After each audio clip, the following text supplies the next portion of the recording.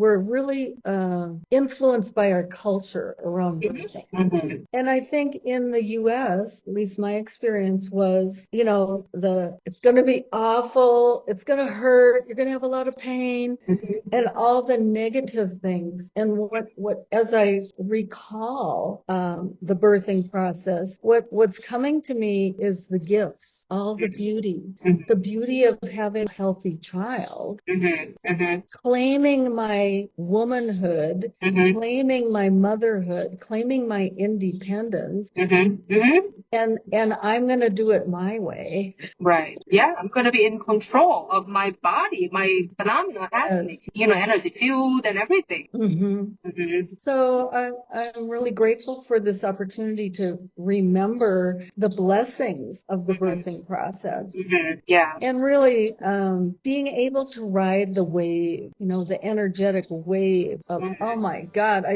remember saying to my husband, Hi everyone, this is Soul Tali, and you're listening to Soul Sisterhood Birthing Journey podcast, where mothers share our own birthing stories to create unity within womanhood. This is episode number 3. Today with Sue Kasibada. Kachabada. Kachabada, yeah. Uh-huh. Who gave birth to 2 beautiful boys, but not so boys anymore because we're talking about 41 years ago and 36 years ago. Yeah, Right. Anthony and Christian. Right. Anthony and Christian. Uh-huh. Yeah, and thanks for joining us. And Sue, how are you feeling today? I'm excited to share this. Yeah. Mm-hmm. And honored, really honored. Mm-hmm. Honored to be asked. Oh. So before we dive into your birthing story, can you share us about yourself, like who you are, what you do, what you like, anything you like to share with us? Oh, okay. Well, um, I could do like the standard, what would be expected in this moment, but what's calling to me is to just be very authentic. Mm-hmm. And what comes to me is I am a child of God, Mm-hmm. and I have many roles, mother, wife, sister, and I've done the things that I've done in my life. I was drawn to be a nurse, Mm-hmm. and so my career was in nursing. And truthfully, it wasn't. I didn't ever really feel congruent once I got into it because I had this idealized vision of what nursing was. Mm-hmm. And then when I got into it, it was the system didn't really support my idealized vision. Same here, yes. Yeah. So I really fought against it until I got into teaching Prepare for Surgery, Heal Faster, which was more of a holistic approach Mm-hmm. to help people who are going to have surgery. I worked in surgical services. So people who were going to have surgery were terrified. Mm-hmm. And so I took this course as a peri-anesthesia nurse Mm-hmm. at our national conference. And it was taught by a woman who was a PhD in divinity from Harvard.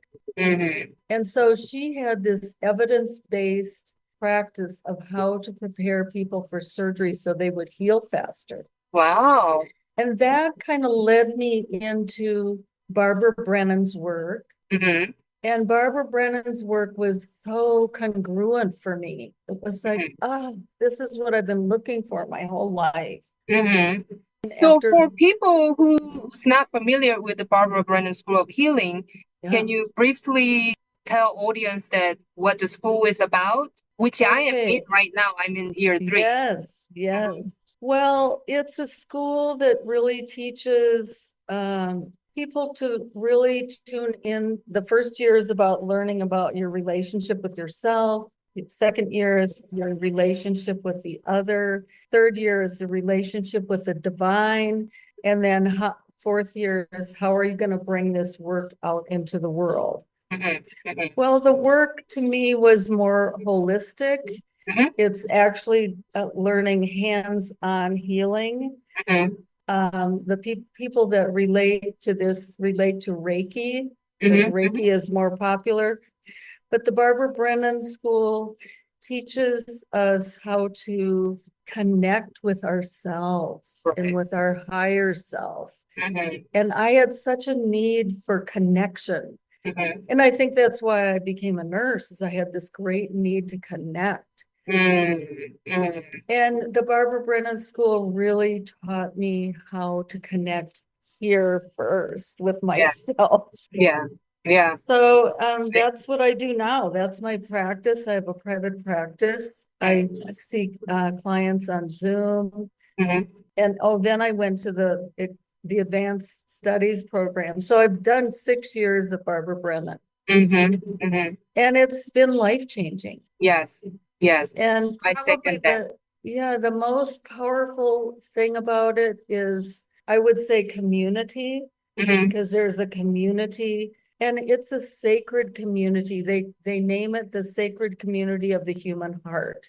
Mm. So for me, the nursing really was more on the physical level. Mhm. Barbara Brennan, her work is on 4 dimensions. Mhm. The dimension of core essence, which is what we come in with, our spiritual essence of who we are at the core of ourselves. And then Hara, the Hara dimension, which is the dimension of intention, how we bring our soul's longing Mhm. into action and into the world.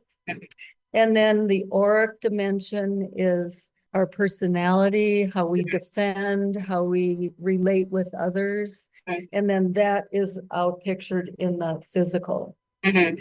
So in my nursing career, it was just focused on the physical. Mhm. And Right. I knew from my experience of being a nurse that people kept coming back. I called them repeat offenders. They Mhm. kept coming back with the same physical ailments. Right. And because what I saw, and maybe this is a judgment, but it's also a clinical assessment, there's something underneath that keeps happening. Right. The There's some root kind of cause. a root cause. And Yeah.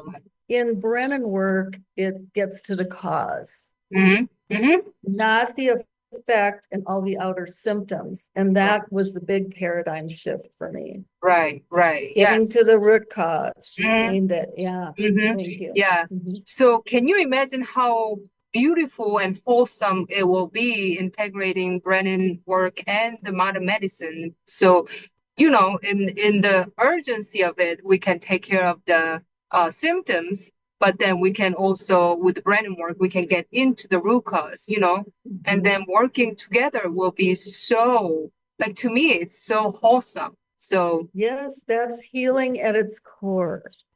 right, right. Not putting a Band-Aid on, Right, treating the exactly. outer, but really treating what's the inner Mm-hmm. consciousness Right, yeah.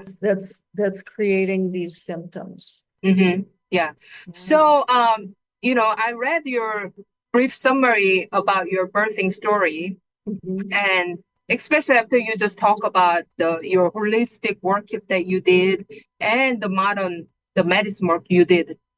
It's just like me. I've been nurse for many years, and then I'm in Brennan School as well. And then you're sharing this, sacred birthing stories. So I'm really curious to like hear what you experienced back then, and then what you heal from your birthing experience, especially you did extensive healing work through Barbara Brennan Mhm. School of Mhm. Healing. And the one thing it really stood out to me, and I'm really curious to listen and then discuss about it later, because you said you was terrified. You really emphasized how terrified you were every Mhm. time when you think about giving birth, both Mhm. first and second time. But then you also said, like after fact, you wish you'd known that you was well taken care of, listened to, heard, supported, Yeah. loved, and Mhm. respected. So sounds like you or experiences were different than what you thought of when you thought about birthing. Right. Whenever a woman shares her birthing story, Hmm. especially to a pregnant woman that has never had a child, Right.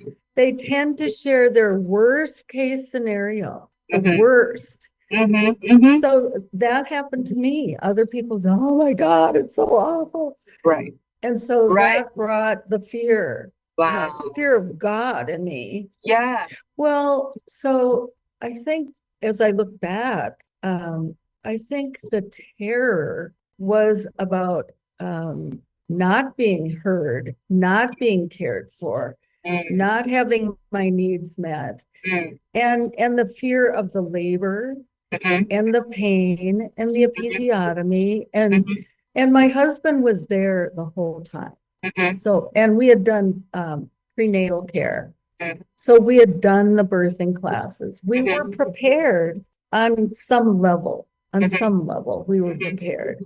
But as I was thinking about doing this interview, what my focus was on was the physical. mhm, My focus wasn't on my getting my emotional needs met.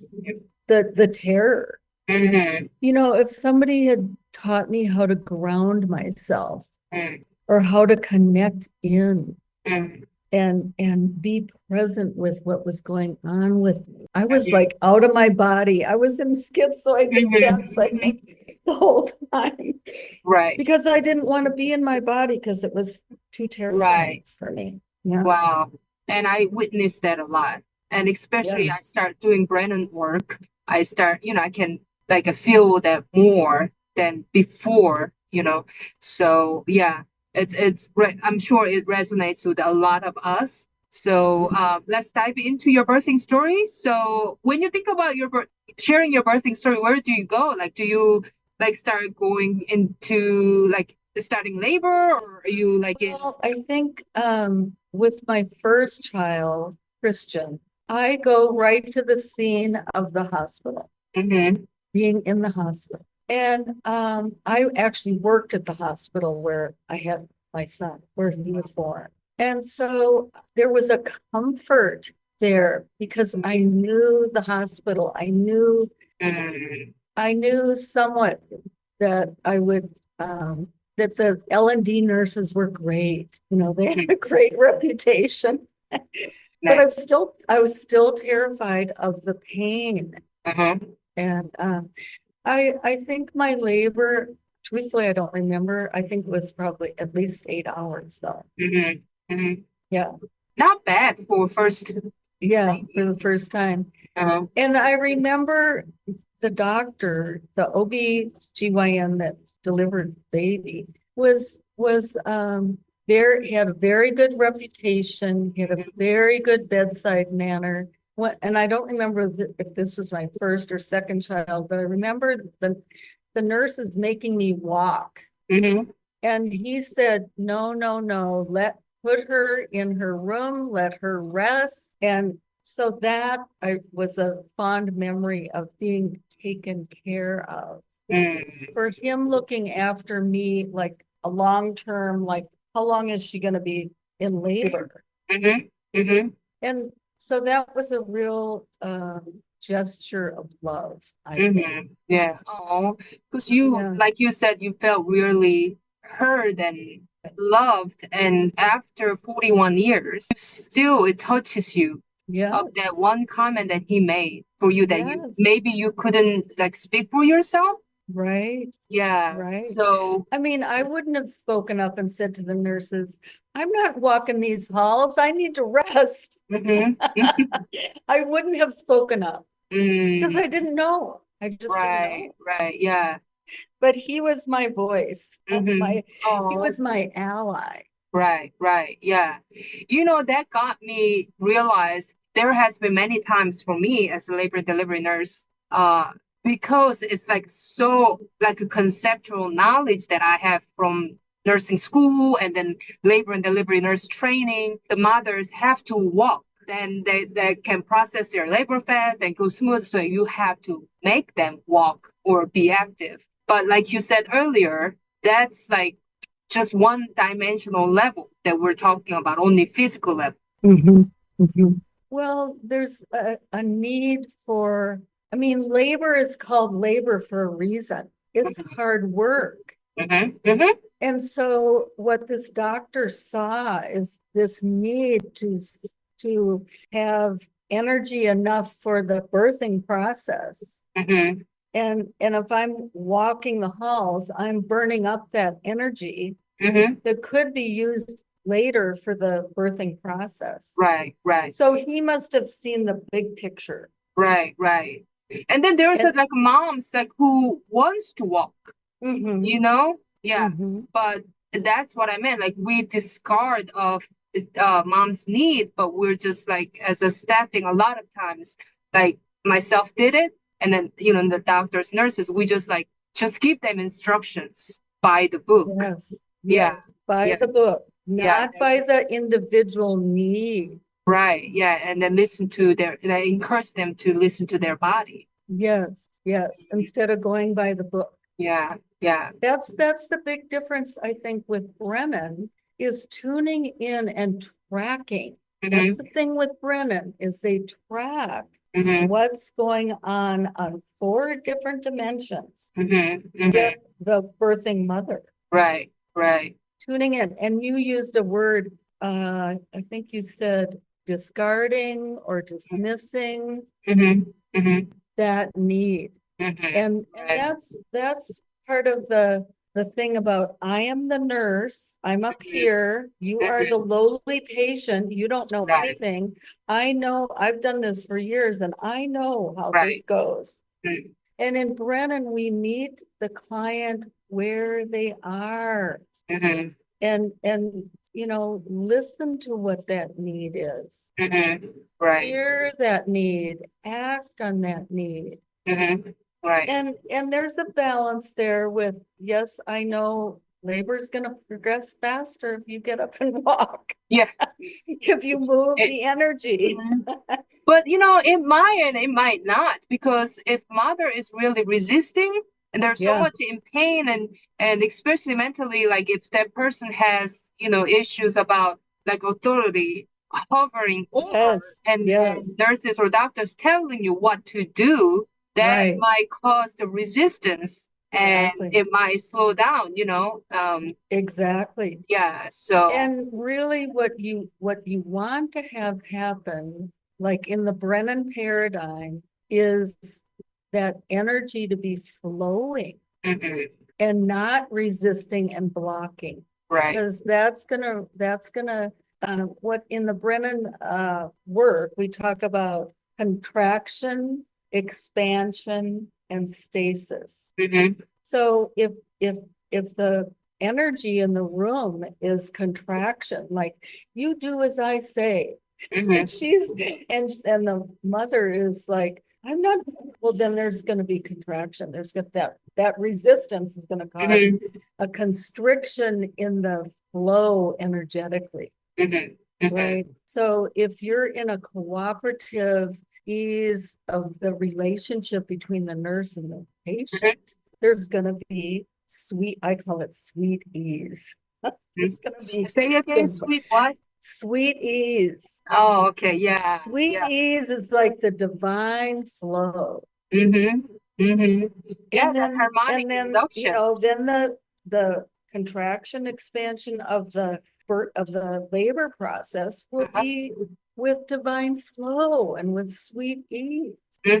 Absolutely. But so much of it has to do with the environment, the dynamics in the room, the amount of support the mother has, yeah, and the nurse-patient relationship. Yeah. So that sounds like a lot of birthing center, and some hospitals, you know, very advanced in holistic, you know, settings for birthing. They really encourage that environment. They try to create the environment like home, you know, feels like home, and then all the staffing's just there to support them rather than instructing them. Right. Yeah, exactly. Totally different paradigm. Right. Yeah.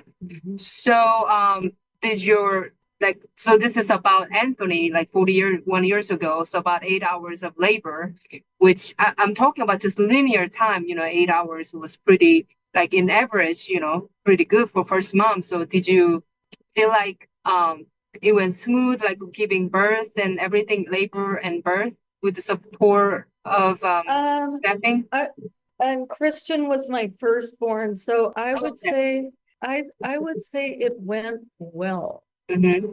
Now with Anthony, my second son, what I noticed is there were a lot of, especially at the end when he was ready to come out, there were a lot of people in the room. Like there was the OBGYN, there was a respiratory therapist, there was a neonatologist, there were the nurses. And when I saw all those people in the room, I thought I was in trouble. Like the baby was in trouble or I was in trouble because he wasn't coming out. And just for generationally, to look at this generationally, I was a forceps baby. You was I what?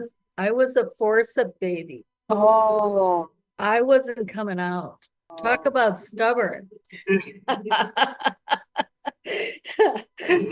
Wow. So I really think that energetically, Anthony, well, I don't know if it was Anthony didn't want to come out or I didn't want him to come out. I wanted to hold on to that baby and keep him all to myself. So I think energetically, he wasn't coming out. And what I remember is the nurse saying, push from your bottom. Because I was pushing from up here, from way up high, like from holding my breath and from my chest and from my upper body. It wasn't anything, and that's kind of typical of epidural. Well, I had an epidural. No, I'm thinking about how I run my energy. Yeah. I run my energy from my head. My defense is in intellect. And so my energy was all up high. My energy wasn't in push from your bottom, push from your bottom. I didn't even know I had a bottom. Yeah. Because I was so disconnected from that part of my body. Oh, wow. Yeah. It's funny that, just even talking about it, I'm having that realization now. Really? Wow. Oh, yeah. And then you did have epidural too, right? Yes, both, Yeah. yeah. Yeah. And then like if you were already Oh, no, it energetically, wasn't an epidural. It wasn't an epidural. It was a pudendal block. oh, Pudendal. So it okay. was only a block for the episiotomy. Yes, yes. Oh, so you didn't have epidural. No. Oh, and then you still pushed from up here. Well, Wow. my energy of where I Right. was Yeah. pushing from Uh-huh. was pushing from the top. Okay, yeah. Because I And see that a lot with epidural moms. Okay. They're all up here because then there's a physical effect of they can't feel the bottom, Right. right? So a lot of moms just like keep pushing it here, but you not having epidural and you feel like still you was up here. And yeah, that's really to me kind of like, the body, you felt that body. Did you feel that at the time when it was happening that it was all up here? No, I had no awareness of that. No awareness until she said, push from your bottom. Uh-huh. I was pushing probably from my diaphragm or even from my chest or even from my head. Right. Yeah, yeah, yeah. So I didn't have the concept of pushing from below So did you feel? until she said that. Oh, okay. So you did shift it after Yeah. Yeah, And then that's he did come out. They didn't have to pull him out. He came out. nice. Oh, so that tells you that nurse told you, okay, push it from bottom. So we're not talking about where we can't give instructions, but there is a necessary point, that also moms needs to hear that Yes. encouragement or, the guidance. Coaching, Yes, yeah. coaching. What, as I say that, if they were trained in Brennan, like you are, she might say, because what you've learned to do in Brennan is track energy. So you can visually see somebody doing this, like pushing like this, right? Well, that's all their energy is all scrunched up in their face or in their hands. So you could acknowledge and say, I see your face is scrunched up and I see you're tight in your face and your teeth. I wonder, that's one of the key words in Brennan. I wonder, or I'm curious, I wonder what it would be like if you shifted that energy from your face to your perineal area. Right. And brought it down.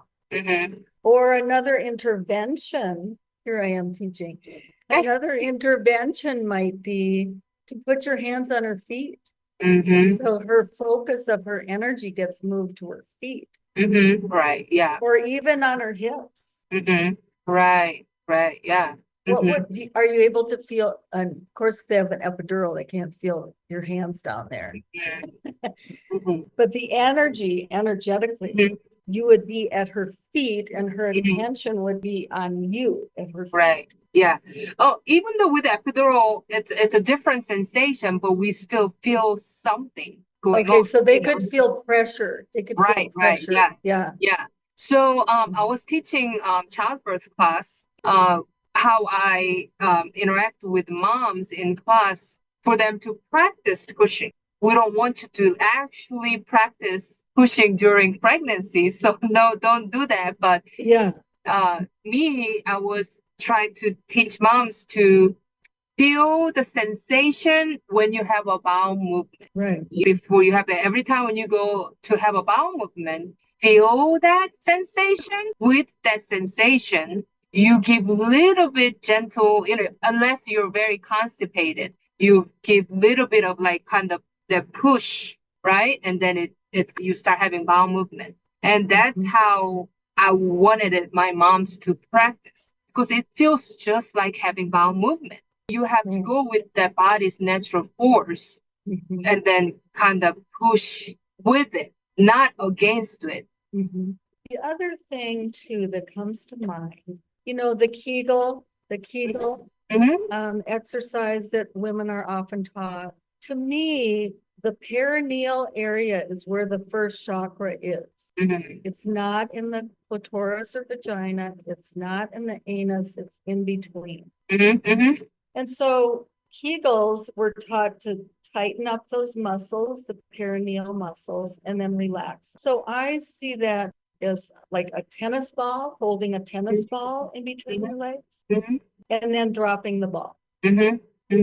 So that could be, Barbara Brennan modes of energy are push, pull, stop, allow, and neutral. Well, so we have the option of pushing, or we have the option of dropping that tennis ball and just being in allow. Right. So, I mean, there's a time to push and there's a time to be in allow. Right. Yeah. But I think just in your teaching them that it's okay to push, when it's time to push. And also I think associating it with a bowel movement, people have all kinds of thoughts, beliefs, energy around having a bowel movement. And it being nasty or dirty or losing control, all that stuff around the bowels. Right, yeah. Yeah, they don't want to poop. They don't want to poop. Right. But for some people, there's so much shame around it. Yeah. They're shamed in the potty training experience. And they're going to hold on and, that's their part of having control. Right. So to let go of control and surrender and push in front of an audience, in front of nurses, doctors, family members, or husbands. Some I'm people not are very pushing for anybody. Yeah. Oh, so like it is important to respect that though. Like you said, you felt respected during birthing. Because we have this idealistic view of how it's supposed to be. Right. Yeah. And you got to just go with the flow. Yeah. right? And also I noticed about your birthing story that you said you stay at the hospital for 7 days after second baby or first No, baby. first baby, Yeah. first baby. I was so scared to go home because I thought, I don't know how to be a mother. What am I gonna do with this child? Yeah. Oh. I was scared. Uh-huh. And my mother wanted to be there. And my mother, her view of taking care of a baby is to shove a bottle in their mouth and let them sleep. So I didn't want my mother there telling me what to do, doing it, her way. And the way pediatricians teach now, like at the time I had my children, was different from what the standard of care was when she was a mother with a newborn. And those didn't match. So I wanted to do it my way, and the way I was being taught by my pediatrician. I was breastfeeding, and I had a very hard time with breastfeeding because I don't have any nipples. My nipples are inverted. So I just didn't want my mother to witness my struggle and my need for independence. And so I asked that, and both my parents smoked. And I did not want them smoking around a newborn baby. Right. So I held my ground, which is pretty amazing. It's part of my heritage to be stubborn. But in that case, it worked. And I didn't have my parents come for 3 months. They lived in Minnesota. I lived in Reno, Nevada. And so when they came, they were going to stay at my house. So, I mean, talk about invasion. So, it was all that old family dynamics coming in, me trying to have control and some kind of respect for my environment. And I told them they were not smoking in my house. They're not smoking around my baby. So, but I didn't share this. One of the very, very fond memories I have was my father sitting on the couch in our living room holding his brand new grandson. He's 3 months old. And so, that and when my husband first held Christian for the first time, those are my fondest memories of having a child. Yeah, one of my fondest memories. And then with Anthony, when we brought Anthony home from the hospital, our sons are 5 years apart. When we brought Anthony home, we had built a house. We were in our new house, and we had the room all set up for him. But we had a platform rocking chair in our master bedroom, and we took a picture of Christian, our older son, holding Anthony, and he was sitting in that platform rocker and feeding him a bottle. Aww. And the look on his face, like he was so proud of this new brother.